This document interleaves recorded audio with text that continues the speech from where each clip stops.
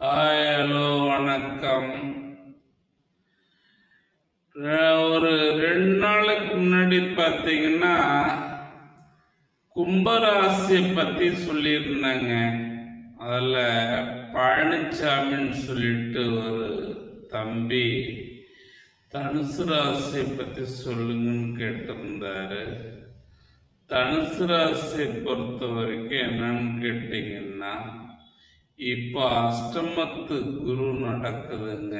அந்த அஷ்டம குருவில் இடமாற்றம் என்பது ஏற்படும்.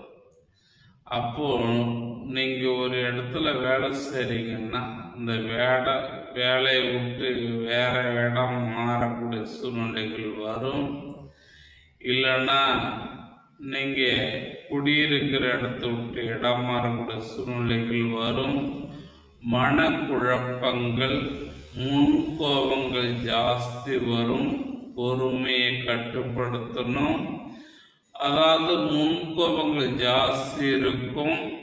2வது, உங்களுக்கு கூட்டு தொழில் அடிமை தொழிலாம் ஆகாது. செஞ்சா அரசாங்க வேலை செய்யணும், இல்லைன்னா சுய தொழில் தாங்க செய்யணும் கடைசி வரைக்கும். பெரிய முதலீடு போடாம சிறிய முதலீடு போட்டு பெரிய லாபத்தை எடுக்கலாம். 2வது என்னன்னு கேட்டீங்கன்னா, அரசாங்க வேலைக்கு முயற்சி பண்ணீங்கன்னா அரசாங்க வேலை கிடைக்கும். நீங்க வளர வளர அப்பா அம்மா கூட அப்பாவோட பூர்வீகத்தில் இருக்க முடியாது. அப்பா அம்மாவோட பூர்வீகத்தில் இருந்தீங்கன்னா கஷ்டங்களும் சிரமங்களும் அப்பா அம்மாவுக்கு ஏற்படுத்தும்.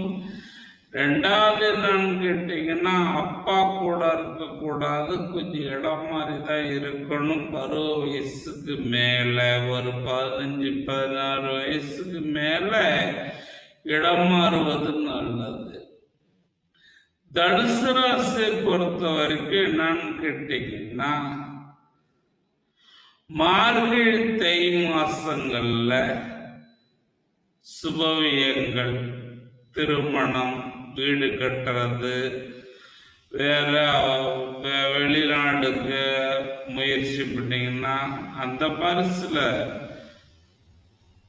எதிர்பார்த்த காரியங்கள் கைகூடி வரும். இப்போ போக்குவரத்துல ரொம்ப கவனமா இருக்கணும். கொடுக்கல் வாங்கல ரொம்ப கவனமா இருக்கணும். மேற்படி கொஞ்சம் பூர்வீகத்தை விட்டு இடம் மாறி இருப்பது நல்லது.